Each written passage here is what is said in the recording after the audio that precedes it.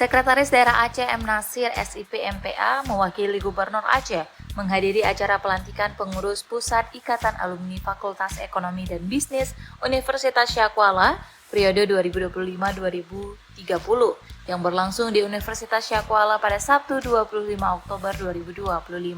Dalam sambutannya, Sekda menyampaikan ucapan selamat kepada pengurus baru IKA FENSI yang diketuai oleh Irmawan Esos MM, dan ia mengatakan bahwa pelantikan tersebut menjadi momentum penting bagi keluarga besar Fakultas Ekonomi dan Bisnis Universitas Syakuala untuk memperkuat jejaring kolaborasi dan kontribusi nyata para alumni dalam pembangunan Aceh.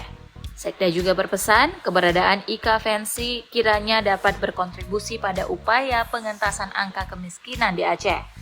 Selain itu, IKA FENSI juga diharapkan dapat terlibat dalam mendukung perjuangan perpanjangan Dana Otonomi Khusus Aceh yang sedang diperjuangkan di tingkat nasional.